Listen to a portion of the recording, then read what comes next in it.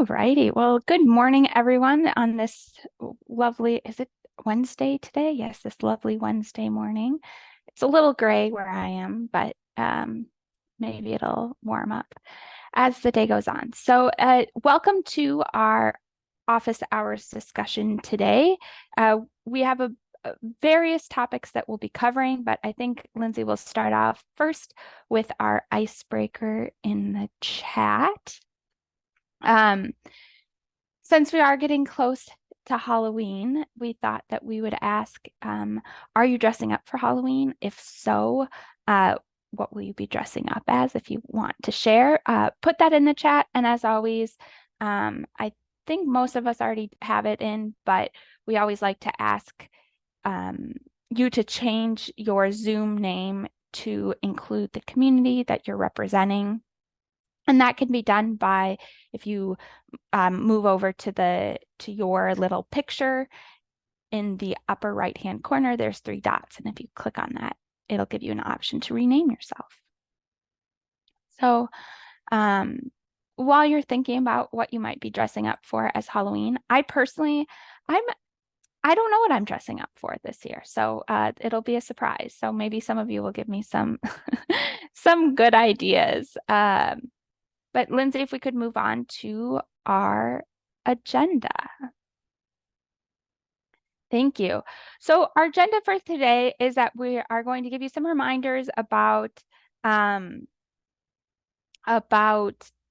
what needs to happen for bronze designation level in the EV Smart program. We'll also review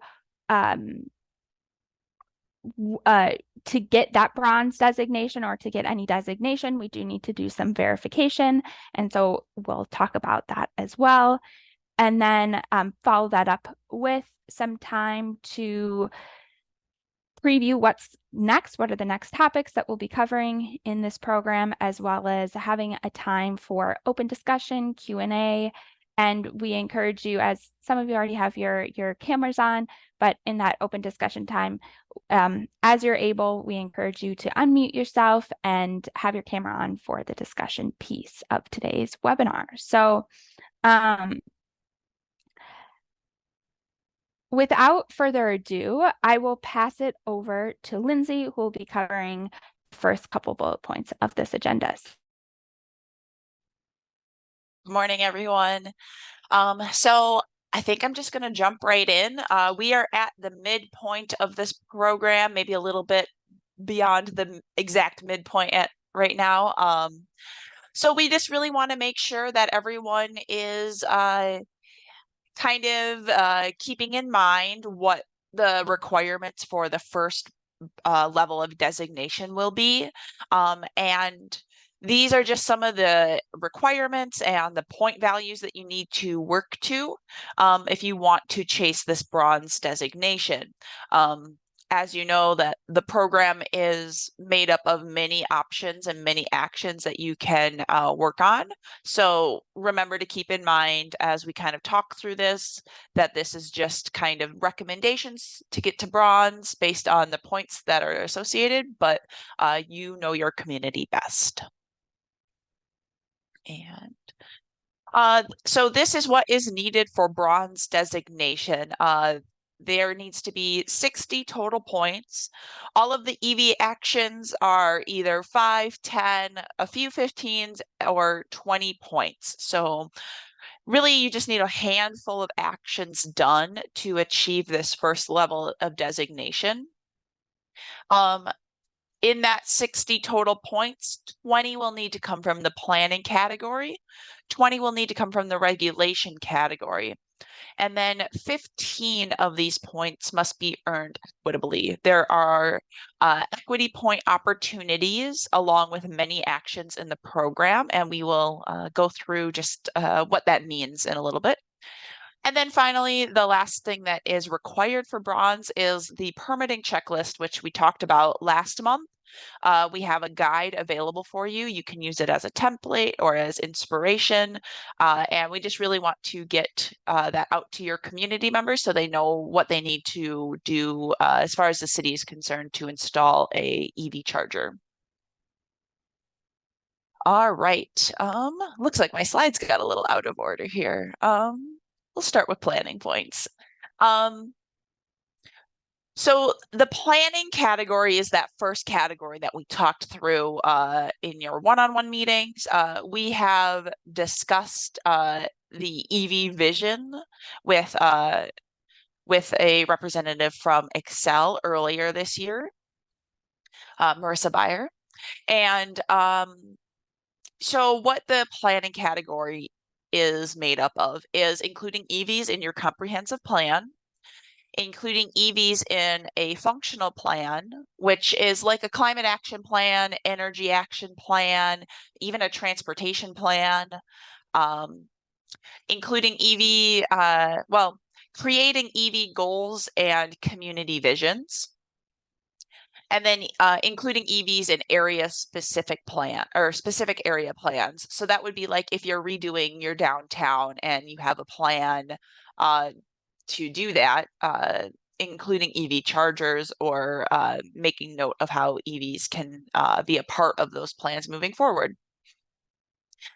So just to get these 20 points, we have these two recommended actions here that just kind of are really more achievable.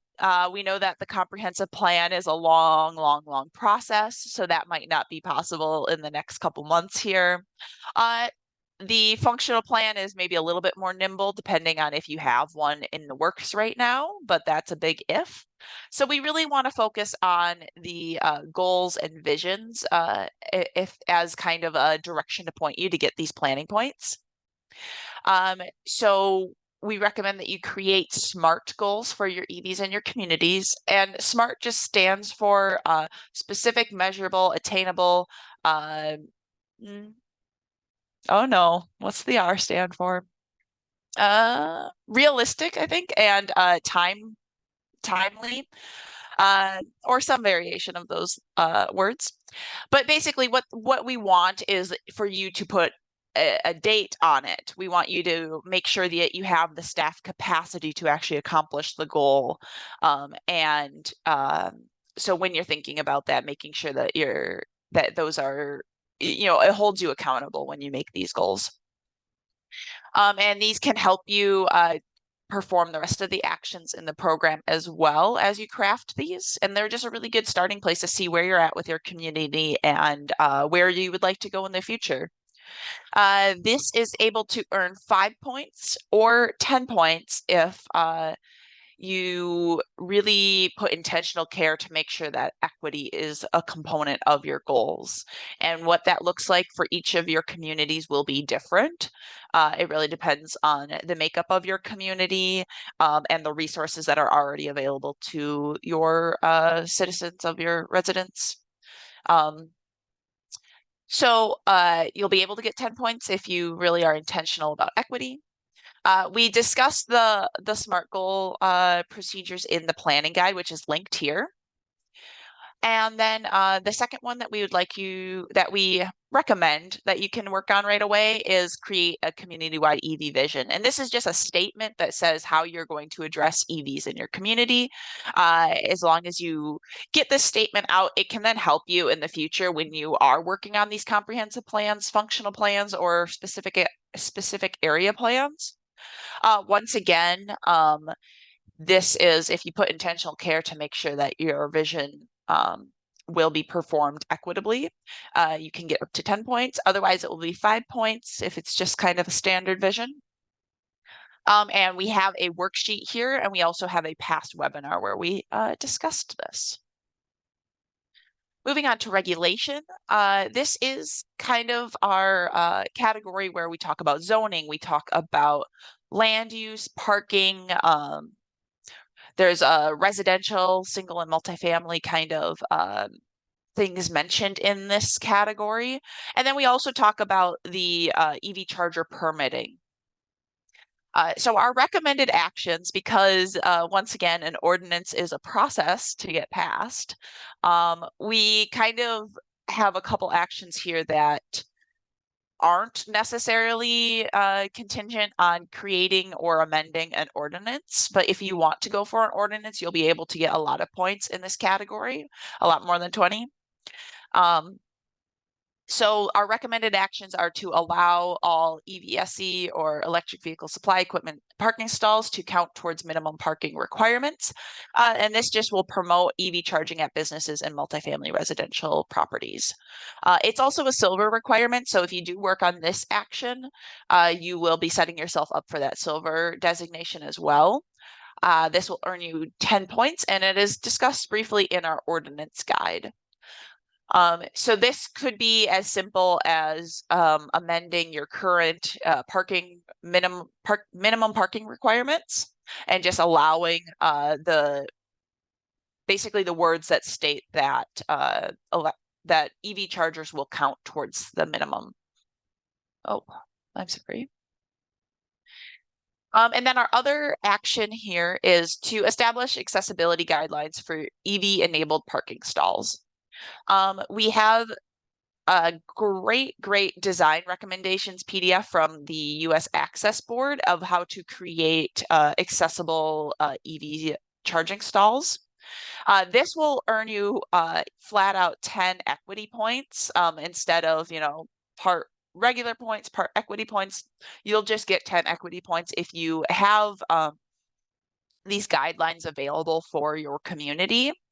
And it helps promote people to, consider and install more accessible chargers in the community as they are beginning to do so. And then I'll go back to the equity point slide. So on top of the 20 planning and the 20 regulation, you'll need to also achieve 15 equity points throughout all the actions. I mentioned in the first couple categories just some ways that you can easily get these. Well, easily is not really the right word. We really want you to be intentional about who these EV plans for your community are serving, and that's really why equity is a primary component to this program. So I have just kind of a quick little list here that maybe can help you start thinking about what you can do to the actions you're already working on to kind of improve the equity or accessibility of those actions.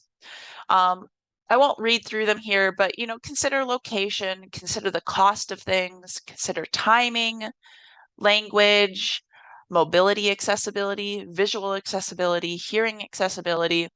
And then we just kind of have little questions after here. This is not a list that is fully encapsulates all the things that we want you to be considering. It's just kind of a starting point to get you thinking of what can you do to improve the actions that you're already working on. And you'll see here we do have lots of points available throughout the whole program. Each category has at least 20 points, but many have more than that. And you'll notice here shared mobility has 180 points available. That's because every single action in the shared mobility category is worth equity points. This is just really to make sure that we are working on the electrification of all transportation in your communities, whether that's school buses, if you have access to transit, working with transit operators, maybe even considering micromobility, such as scooters or bikes. So what this does is it just makes the electrification of transportation accessible to everybody, even if they don't own a personal vehicle. And last but not least, we have our permitting checklist, and this is just a requirement of the bronze category of the bronze designation. It describes the permitting and inspection steps for installing an EV charger in your community. We talked about it last month in our webinar, so if you want to kind of get caught up on that a little bit, there is a recording available on our EV Smart website. And we also have a PDF template, so you can really just take what you would like from that template and use it to craft your own checklist. It is linked here, and we will be sending it out afterwards. Now, do we have any questions about the requirements for bronze for this program?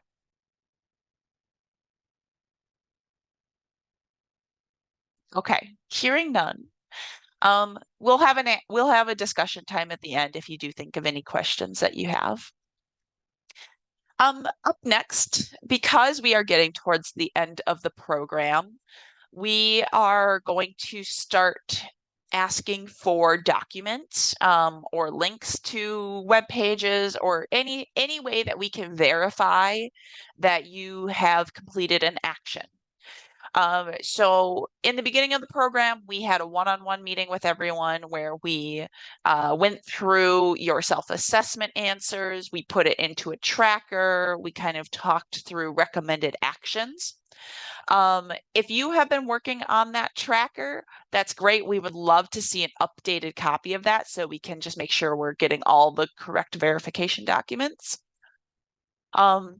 So I will briefly touch on the updated tracker. I will touch on a Google Drive where we will hold all the documents, and then just the adding the documents to the folder. So this is what your tracker looks like if you haven't seen it in a couple months. This is just an example. This is not anybody's with actual comments or verification links. So what we will be now working on is taking a look at your tracker. If it says action completed, so if it says action completed, address EVs in comprehensive plan, acknowledge priority for market transformation. What I will ask for then is to have a copy of your comprehensive plan or a link on your website for me to read that, or the team to read that. And then we will make sure that we're actually acknowledging EV market transformation in the comprehensive plan, if you are acknowledging the co-benefits. If we see that both of those are clearly recognizable in the comprehensive plan of your community, we will say, yep, this is verified. Then you now have 10 points. Sometimes we might have a question back, like, actually, can you tell me the page number that this is on? And help center us in our search. Same thing for this. Every action is going to have a different verification process. Sometimes it's just you need to tell me what happened, and maybe we already covered that in our first one-on-ones. Maybe we will have a midpoint check-in one-on-one and we can cover it there. And if it's not covered in either of those and we still don't really know, we will certainly get the information we need by the end of the program. So if you've been updating this, feel free to continue updating it. Add links if you have them into the kind of comments section. Otherwise, we will be putting the first copy of this into a Google Drive folder for everyone. Next week, I will be sending everybody in the program a email with a link to their Google Drive folder. And this is where we will eventually have every single city here. And we will start collecting documents. We will have your tracker available for you in here. If you've been updating it, we would love you to upload your updated tracker into the folder. And then, yeah, if you have a PDF of your comprehensive plan, let's say, just drop it in the folder and then we can quickly access it and we don't need to email back and forth a bunch to share documents. And yeah, so an email will be coming next week with a link to your folder. And lastly, as we see your updated tracker as we see your updated tracker, we're going to start compiling these verification checklists. This is just an example checklist, but we will break it down per category, how many points are already verified, how many equity points are already verified, and then we have a quick to-do of all the things that we still need to see, or maybe a question we would like answered to verify the rest of the points that you have completed. So this document will also live in your Google Drive folder, and I will probably be sending it to you at least on a few occasions before the program is finished. Is there any questions about the verification process?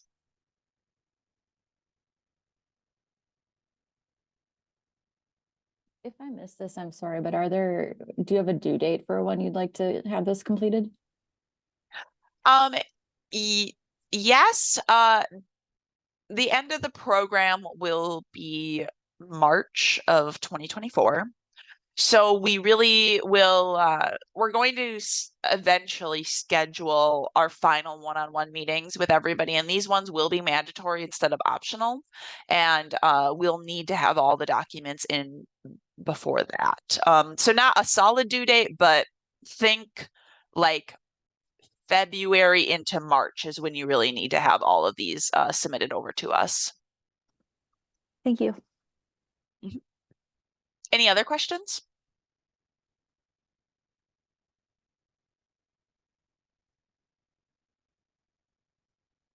All right. And speaking of the end of the program, I just want to touch on what we will be covering in the coming months.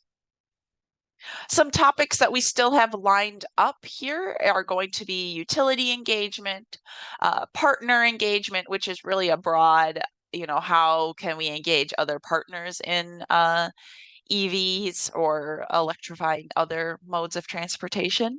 We'll be talking about shared e-mobility. So just any sort of shared mobility option. So as I mentioned before, transit, school buses, car sharing programs, bikes, scooters. And then we'll also have we'll also cover the topic of EV chargers. And here's our timeline. Right now, we are currently having mid-program meetings.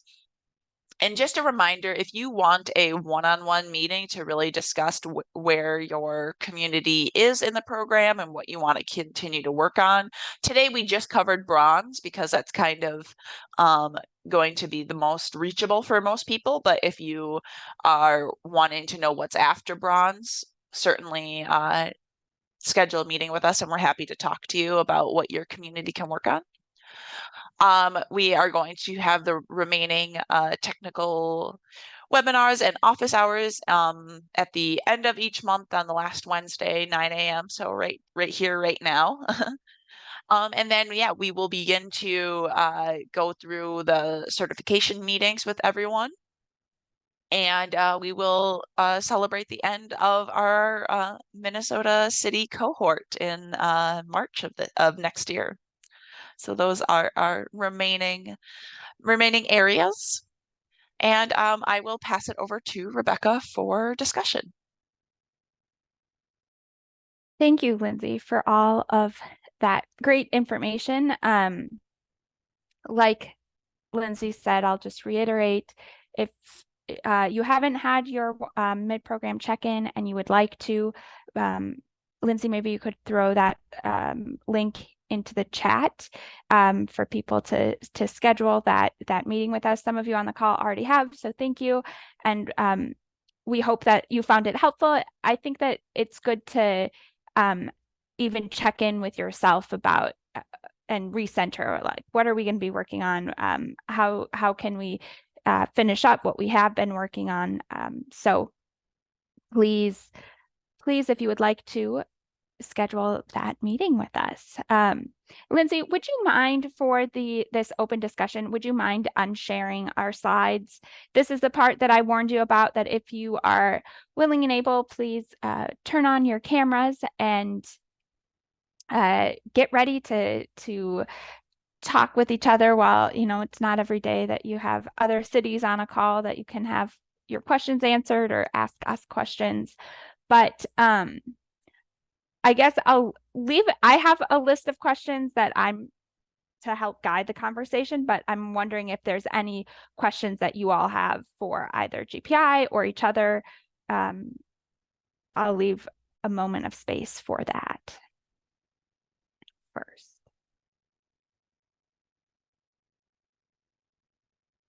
And Lindsay did just put the booking link into the chat.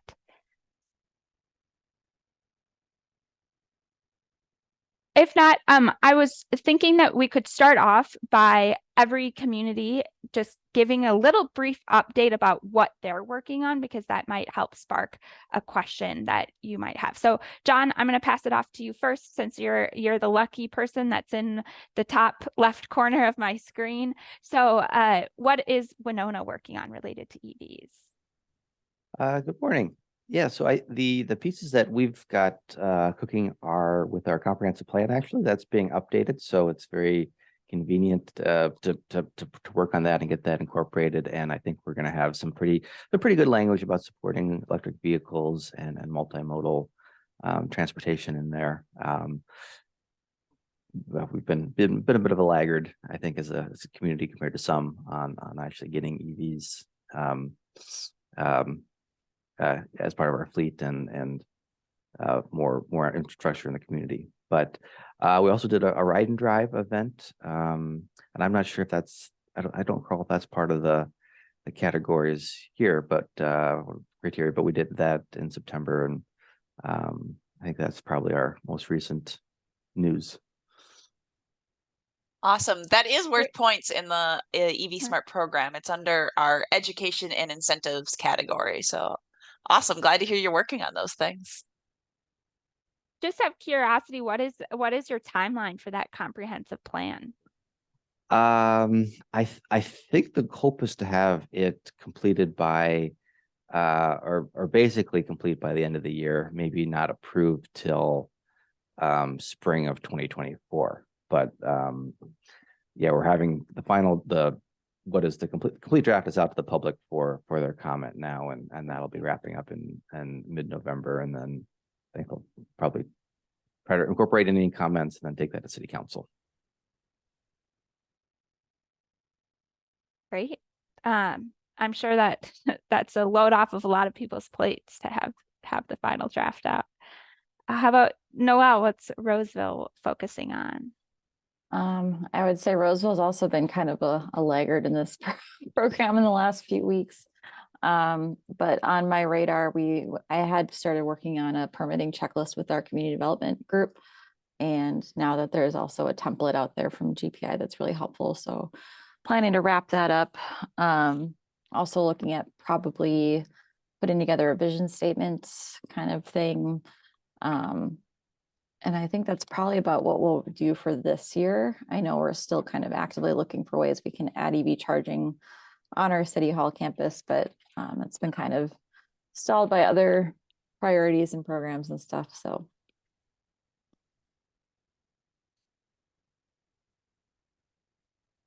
Great. Yeah, I think that summer, we've heard from cities, was a busy time of year. And so I think that's the nice thing about these mid-program check-ins is not that there's never not a busy time during the year, but it's kind of as the season changes, it's a good time to reevaluate and check in. And I was just talking to Hannah yesterday, but do you want to give the group an update of what Oakdale's been working on? Yeah, we are pretty close to bronze. We just need like a few more equity points. So trying to identify some of those easier to lift equity actions. Also realizing we don't really have that like wide or broad EV vision statement. So we're gonna work on that and get that posted on our electric vehicles webpage. So just trying to identify some easier lifts that kind of set the stage for tackling some of those bigger actions in the future, potentially after this program wraps up. Yeah, great. And Hannah did a great job our previous webinar talking about what you've been doing for the permitting checklist. So if anyone has questions, Hannah, I'm going to volunteer you to maybe answer some of those.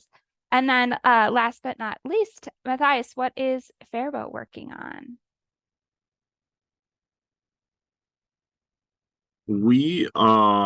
So I did draft an ordinance to adopt that would define our primary use standards. And then also, clarify that any EV spaces would count towards parking minimums. And then also reduce parking minimums. So that went to the Environmental Commission. They approved it. They had some comments.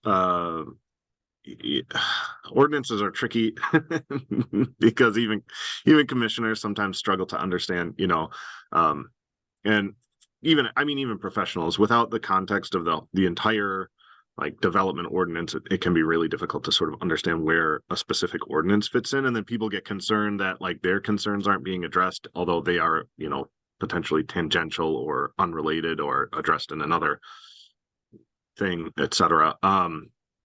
So anyway, the ordinance we had was really quite simple, but it did just but then it went to the planning commission. Long story short, it went to the planning commission.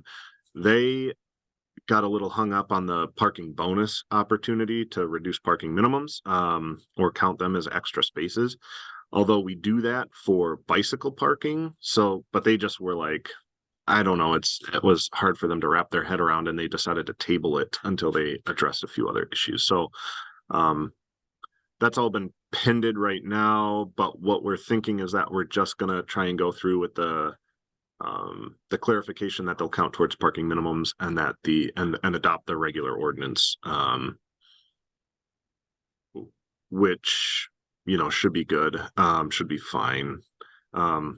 And see if they'll be willing to pass that and then come back to that parking bonus piece next year, after they've done a couple of other things. Other than that, I've been trying to get the building inspectors on the training, the free training you sent out.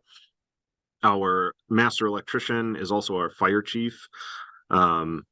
He was going to watch the videos that you sent and then decide if he's also in charge of the building department, in his role. So he was going to watch those and then see if anyone else in that department should watch those, or if it was just enough for him to watch it. And so hoping that would be adequate, because we actually contract out our electrical inspections rather than do them in-house. But he holds the license for the city. And then we do have an EV webpage, but it's not easy to find. So I'm going to work with our communications person to kind of update that, make it easier to find on the website, and then we can sort of work from there on some more educational stuff. We did host a ride and drive this fall, and that had a bunch of educational or a big educational component as well. So, but we'd already done a couple, so it wasn't, I don't know if it's a new action or exactly where that falls for us. So that's what we're working on. So Just out of curiosity, did you do the ride and drive in conjunction? I know in previous years you had done it in conjunction with like a different event. Was that the same, or was it a standalone ride and drive event? Yeah, we did a standalone. We partnered with Recharge, which was great in that they were able to do a lot of the work for us. We also partnered with some other community partners. We did a standalone event. We did it at one of our manufacturing facilities up in the we have a separate industrial park area that's several miles from town. Although it's part of town, I would say, and we kind of had a weird weather day. But we didn't pair it with another event. My hope was to have it downtown in sort of the core of the city, and then also pair it with another event. When I approached the chamber about that, because the chamber really does a lot of our events, and I was like trying to get them to pair it with one of their, we have like cruise nights, classic cars and stuff like that. And I was like, hey, this is a great opportunity. Car enthusiasts, like, can we get them to sort of try an EV and maybe they'll come around? Because I've talked to car enthusiasts who are like, what happens to my, 61 Mustang when I can't buy fuel for it anymore? And I'm like, oh, really, doesn't interest me, and is not my concern. But anyway, getting them to like kind of drive and kind of see the difference or feel like a benefit, I thought would be good. But the chamber was like, they were not into that. So it was a standalone event. And I didn't, I thought Recharge said our attendance was good. We had about 150 people. But the facility we had space for, I don't know, like 400 to 600 people. It would have been would have felt full. So it felt kind of sparse. So yeah, I mean, that was, yeah, it was a standalone. I would definitely try and pair it with something else though. You know, people just, there are people who are interested, but then, you know, getting people who are kind of like, I might try it. You know, they're not going to go out of their way. And those are the people you want to reach. So Yeah, well, and sometimes too, it's nice to have like other things for them to do if they're waiting, and you might pull, like you said, other people that maybe normally wouldn't come that just happen upon it. So just yeah. out of curiosity, John, what did for your ride and drive this fall? Was it a standalone event or how did that go? Yep, it was just about the ride and drive, and it was through Recharge as well. I mean, we did have a few other like organizations with tables and stuff there, but I mean, I think what drew people was really the ride and drive, and actually the one of the more popular things is we had a bike shop bring e-bikes, and that got a lot of people who wanted to just hop on one and do one of those. So that was a lot of fun too. So it's kind of a e-bike and car ride and drive, I guess. That's what I think. That's the trend that when I first started doing ride and drives, it was just the EVs, but now it's branching out into uh, even lawn equipment and all sorts of other things that can be electrified, it's a larger showcase, which I think that's neat. And the e-bikes are especially popular ones. So Yeah, we had our Ace Hardware brought a bunch of lawn equipment to show off, and that was very popular.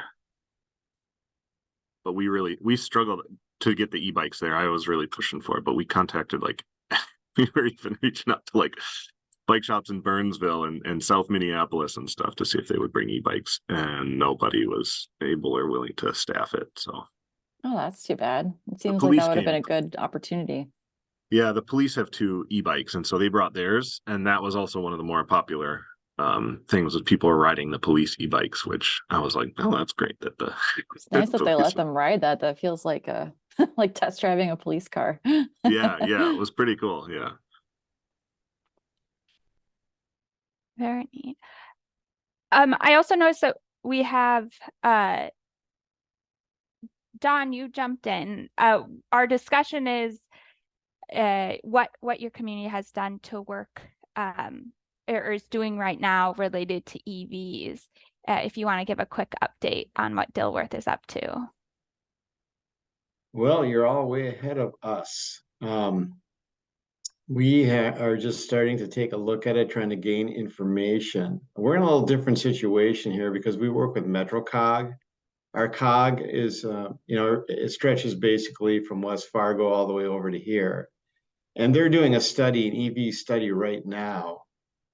Because we had talked to Moorhead about it. We said, well, should we go through some ordinance adoption? Should we do this or that? And Moorhead said, well, we're going to wait till MetroCog finishes their study before we move ahead with anything. So, instead of, I don't know, sometimes we're like the small person pushing the big cart. We're town of 5,000 versus 250,000 Metro.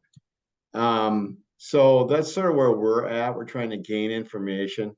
The biggest thing here, and I know you've seen some of the feedback from me before, is just with our cold environment. And it's a lot colder than the Twin Cities up here. Everybody's concerned, with the batteries and that. But the thing and actually I had a little bit of traction talking with our metro bus providers and talking with them. They're cognizant of what's going on with the transition in that industry. And I think there's going to be a push from the school districts with the electric buses. That's going to probably drive some of this up here. And there also too is talking about locating the charging stations along the I-94 corridor, I-29 corridor. And we talked about that here in Dilworth, that what are we going to be doing? On the flip side, an interesting conversation with my oldest son, who's an architect, and he works from Texas to Colorado to Virginia. And he's working with the requirements in those communities where there are having the developers wire the garage spaces, you know, for the charging and everything else. And of course, he wasn't happy about that because that, of course, is more cost for the developers. So, but backed up here, that's sort of what we're waiting on to see what MetroCog is going to do with their study. And then seeing where they will say on, you know, the Highway 10 corridor moves through Dilworth. You know, where are we going to be putting charging stations in Dilworth? And then when are we going to be looking at adopting ordinances, looking at changing things up for the requirements? We've got a couple of multifamily projects right now. Unfortunately, we were not able to get ahead of that as far as having charging stations there on site or working with the garages to make sure at least the wiring infrastructure is in place. It's funny though, I'm listening to this discussion and it just, you know, I'm a kind of a history buff. My bachelor's is in history. But if you look back at bicycles and motorcycles and the transition to automobiles, this is following almost a similar route, you know, because people are adopting the bicycles, they're adopting the lawn equipment and things like that. And I think that will eventually start to change their minds. You know, people I've talked to up here are already looking at hybrids. You know, they're just like, well, I'm going to hedge my bet and get a hybrid, you know. But I see it all as being a transition fairly similar to the movement if you look like a century ago, you know. So I find that interesting, but that's what I have for now. Thank you. Yeah, thank you for sharing, Don. Yeah, and I think that's people will do what, you know, baby steps or take big leaps depending on what they're comfortable with. And if right now lawn equipment is what they're comfortable with, that's great. That's a drop in the bucket. So we like to see anything that's a step in the right direction. One question that I have for you all is Lindsay went over some of the topics that we have planned for coming up for future webinars, future discussions. And I was wondering if there's anything that you all need support with or would like to have more information on that maybe you didn't see in the list or that you would really like to have come first or for us to emphasize, because we can be flexible in what our programming is and we want to make sure that our programming fits what your needs are. So if there's any, I guess I have a two-pronged question. If there's anything that you would like to see that we didn't have mentioned, or something that you would like to have prioritized out of the list that we did mention. Would you maybe be able to bring up the list again? Yes, I was just working on it, and maybe Lindsay. Yeah, I was like, oh, there we go. Lindsay put it in a chat. It was where the next steps are utility engagement, which is talking about how we can partner with our utilities on different projects or having like at the events that we have. Other partner engagement as well, which it seems like a lot of you are already thinking about and doing. Shared e-mobility, so that's the electric school buses, public transit, the e-mobility or the micro-mobility scooters and bikes, and then just kind of broadly EV chargers. I know St. Paul is starting to look into potential bike share options, and I've had some conversations with them. So the shared e-mobility might be an interesting one just for me personally. I've done a little bit of digging into that in the past and have kind of a basic understanding, but an overview I think might be helpful there.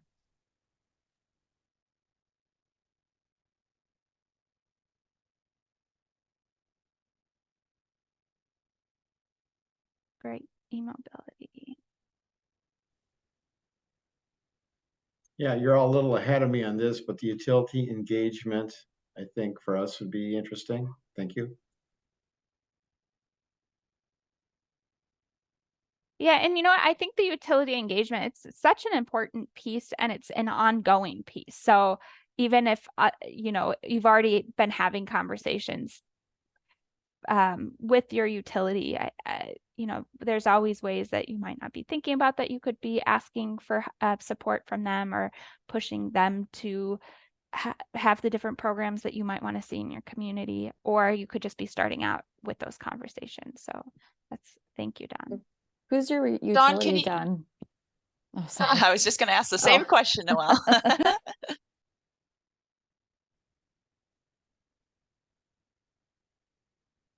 Oops, you're muted actually, Don. So I Yeah, can't I'm hear back you. on now. So, yeah, we have Red River Co-op, and then I think NSP or yeah, So it's Excel Excel Energy? now, yeah. Okay. Excel, those are the two providers. Interesting. We are developing into the Red River Co-op area, which is north part of Dilworth. Mhm. They actually might be more of a immediate partner, but I know that Excel's been doing work down there. I don't think they've been working with anybody up here yet. Next to us, Moorhead Public Utilities, they have their own, they've been doing some of their own thing. So, Yeah, I and bet Excel would want to come up and get some FaceTime with people up there too if they're recently expanded up there. thank you. I think that list looks good to me, and the partner piece, it was interesting. Matthias brought up the Chamber of Commerce, and we had a similar kind of issue with getting them interested in this, and that's, I think, possibly a missed opportunity. So there's, yeah, try to have that be included as a partnership focus.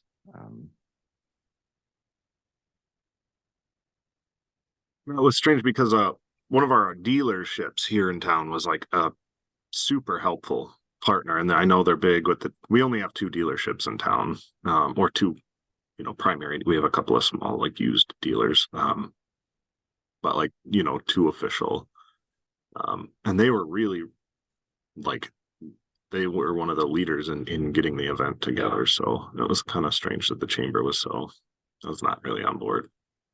Uh, but there's always like the politics of it as well. Chamber's first question was like, who is Recharge and do they support the California emissions standard, regulations or whatever? And That is quite a direction to go right off the bat.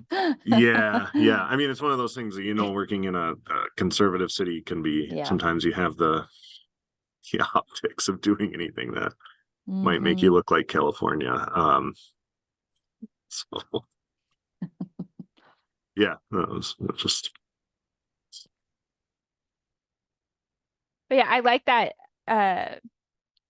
because oftentimes I think when we think of partnerships, we're thinking of external partners. And so I really like that perspective, John, of like also internally in the, your city staff, city government, um city operations, I guess, that there are partners that can either hinder or support what we're trying to do. And so forming and strengthening those relationships is key. Rebecca, actually, chambers and cities are often separate entities. So it is kind of an external partner. True. I guess I was thinking as well as like, yes, thank you, Lindsay. I was thinking also of like other departments in our cities who might be, that we need to collaborate on as well. But yes, thank you for that clarification. I think one other thing that comes up when I think about partner engagement too is if there's IRA rebates available for small businesses for EV infrastructure. I feel like I've focused a ton on residential related rebates, and I haven't really done a lot of digging into the business side of things. So knowing what opportunities we can push them towards that would make the cost burden a little bit less of an issue for them would be helpful.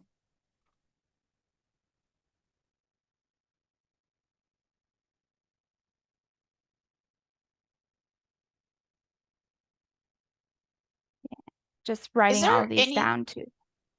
Oh, go ahead, Lindsay. I was just going to say, is there anything that's not on this list that you would like to have like a full presentation about, or, anything that is like, man, I really want more knowledge on this category? Does anything pop into your minds?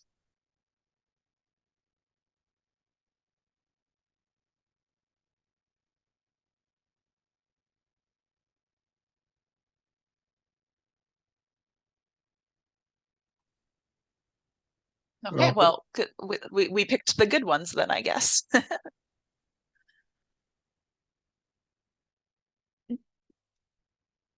Don, did you have something? I noticed you went off on mute.